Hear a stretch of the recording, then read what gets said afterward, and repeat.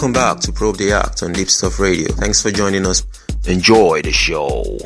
Enjoy the show. Enjoy the show.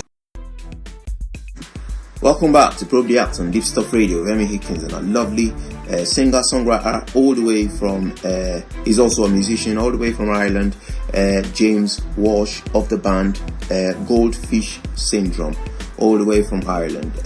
Welcome back to the show. So, besides your own music, what other acts do you listen to? Well, very much a fairly varied selection of taste in music, I think. Yeah. Listen to a lot of Irish music. Lyrically, I really like the folk music. Yeah. For the subject matter and stuff like that. Yes. It's probably lyrically I'd be more influenced by that than rock or indie. Let's say. I just find being from Ireland, there's a big tradition of folk music and kind of storytelling and things like that over here in song, and I kind of really have a good, like that type of music a lot.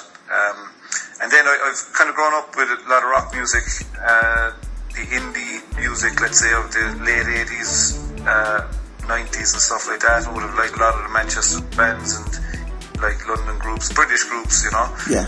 would have been very popular over here. And America as well, of the 90s was all popular when we were growing up, so always enjoyed a lot of like Alice in Chains and stuff like that. I really think Lane Staley was a really good singer.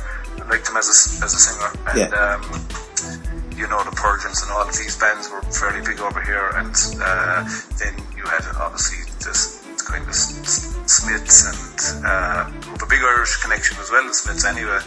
So, and all that kind of music was big. Just a varied taste, really, like to be a lot of different kind of solo, kind of folky stuff as well. Trying to think now, I couldn't pick a favourite, I don't think. It's alright. Keep it interesting. Yeah. Soul music, all of that. I mean, when David Bowie passed there recently, I found, watching a couple of documentaries on him, he really dipped his toes into a lot of different types of music. He never stuck to one format. I mean, from the Ziggy Stardust days right through to even the soul music, Young Americans and all that, and then he would have embraced the 80s type of music as well. And then again, even in the 90s, he was doing stuff with 9 Inch Nails and all of that. He never pigeonholed himself. No. He was, he kind of spread his wings, tried a bit of everything, and I think that's the way music should be. There's brilliance in a lot of different genres and different. If it's good, I like it. That's kind of I mean, David Bowie was a good singer. Yeah, so he was a legend. He was a legend, definitely. He could make himself. You always knew it was David Bowie, but he could do all the different styles, I guess, all the different, which is great. Great freedom to have, I think. Yeah. So when you're on stage, what is one thing that you fear the most? I've had an artist say, well, needing the loo. What was it? Needing the loo? Okay. That's interesting. I guess, let me think. Normally we're pretty okay. I enjoy playing live. We all enjoy playing live, I think. Once we're all in, the only time it's maybe a bit uncomfortable is if we do some concerts. Well, we used to do more concerts maybe around Christmas time and things like that. And you'd always rather do the gigs at the start of Christmas rather than the end of Christmas, because you've usually been meeting up with friends who are living away, family and all of that. And so you have one night out, 2 nights out, 3 nights out. Next thing you're out quite a bit, and then you have to get yourself together to you're maybe running at about 50%, and you just got to do it. But maybe just once we're not in too bad shape, I always usually enjoy the gigs. Yeah. Wow. Right. Obviously, this is one question that most artists find a bit challenging, but I suppose it might not be for you. But I know you obviously like all your songs, but you're gonna have to narrow it down to just 2 that you really like at the moment. Okay, that's interesting. Yes, that's tough enough.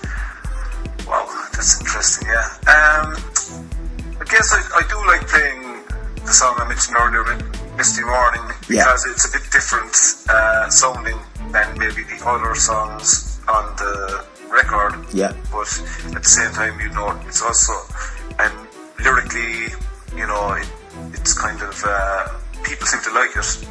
They definitely when we play it live. So that's a song that I kind of. I like playing because it is that little bit different than maybe somebody else that play. Yeah. And then, wow, that's tough, the rest of them. Maybe there's a song on the record, and it's maybe not as well known because it's a slower song, but it's very dark. Yeah. It's very dark lyrically, and it's I don't really write songs like that, to be honest, but it was again influenced by an old Irish folk song that used to be sung to us as kids, where this woman is killing her child, it's really but it was like a lullaby. It was a lullaby that was being sung to us as kids, and we didn't know what the lyrics were, so we were like, oh, be out, put to sleep with this really dark song about murder, this woman murdering her kid. But so I kind of took the inspiration for the song, so it's pretty dark, but it's still got something really intense about it, and it's really got some nice vocal melodies happening and stuff. It's a slower song.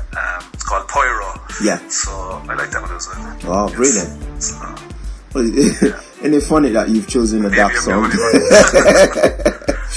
What's that? I said, isn't it funny that you've chosen a song that you think is a dark song? I said, you had 2 choices, but anyway. Right. Yeah, I think I could have picked a more obvious one. Try and be different. You could have, couldn't you? But anyway. Right, so how would you describe the biggest obstacle that you've managed to overcome with regards to the band? That's a good question. I guess maybe finish. It's when you're not, you're not being bankrolled by a main label. Yeah. And because the music industry is not really, let's say, in a fluid place at the moment, it's pretty difficult for a lot of people to continue playing and to keep the show on the road. Yeah. I've known some really good bands who never managed to get a record done, never managed to get an album done, and to the standard that they'd like, and so, that's one obstacle that we managed to overcome. I think that, that at least if we don't do any more, at least we have got an album finished and put out, and, and then we did a lot of videos, which are easier to do now. I guess that's the good thing about the way things have gone. Yeah. Which maybe we couldn't have dreamed of doing without having, a big maybe label and things like that. Yeah. And I guess maybe tied into that, we're based in the south of Ireland here, and it's full of loads of brilliant musicians and brilliant bands and all of that. But because the population is small enough over here, about 4.5 million, it's hard enough to sustain an industry, music industry, for all the bands that are here. So just to keep alive, is probably the obstacle that we've managed to overcome so far, Yeah. So it's So maybe the album would be the main one. Yeah. So how do you view? Because you just talked about the music industry. How do you view the music industry today? I think it's, it's fractured in some ways, but there's opportunities there as well. It's, I guess, if you're, I'm guessing if you were based in, Middle America, or some parts of America where there's a big burning music scene. Yeah. You've got the population there, so you could probably sustain a career because there's an industry there. Independently, you could sustain yourselves. Yeah. It's a bit. I do find it's a bit harder over here, maybe because we have less of a population. Yeah. Some great music, but there's not as many avenues to play and things like that. Yeah. And of course, things cost money, unfortunately, and to generate money in music when there's not as many places to play in, it can be difficult. Yeah, so I guess there's a lot, but then the internet is a plus for bands. That we can reach out to yourselves. We can be having this conversation now, and you were able to check out our music, which might not have been possible even 10, 15 years ago. That is very true. Which is a great positive, and I guess for us, what I find is we're very happy to be playing music. Yeah. There's four of us in the band. We're all friendly. We're friends, and we're able to sustain. We never make money ourselves, but we're able to maybe travel to gigs and cover our costs and things like that, and get our records out as best we can. And at least we'll always have the records anyway. True. Right. So this is the point where you get to tell our listeners about your online presence. Like Facebook, how to find you on Twitter and all that. Yeah. Well, please do come and check us out on Facebook. Again, if you put our name, which is Goldfish, and then Syndrome, 2 words, Goldfish first, then Syndrome. If you put that into Google, our Facebook page will come up, and you can find us there. Send us a message. We'll write back. We'll hook up, and then Twitter as well. Again, if you'll find us under our name there at GFS Syndrome is the Twitter handle. Yeah. And we're on YouTube. There's about 4 or 5 videos, I think. Yeah. There, different types of songs. I know you've checked out the Christmas song, Emmy. Yeah, yes. Maybe that it might be getting a bit too warm to listen to that song. We original Christmas song, but it's normally we don't. The rest of the songs can be listened to all year round. yeah, that's fine. So we're on all of those. Those ones anyway. Brilliant. So this is the concluding part where you get to give shout out to anybody at all. Go for it. Bandmates, studio manager. Go for it. Thank everybody who comes to our gigs in maybe over in the UK and mainly in Ireland. We've played most of our gigs in Ireland, all around the country there. We've met many nice people that have come and bought some albums and things like that. Yeah. Anybody who's listened to our music, we're delighted. And hopefully some of you listening today will come and check us out, and if you send us a message, we'd love to reply back, and hopefully we'll be playing over your neck of the woods. I think we're going to be doing a bit of work in the UK. It's looking like really soon. We're going over recording in July. That's the plan, and we'll be releasing some songs which we haven't done yet over in the UK. So we'll be doing that in the autumn. First singles coming out, I think. So that's hot off the presses now, so it's an exclusive for you. Brilliant.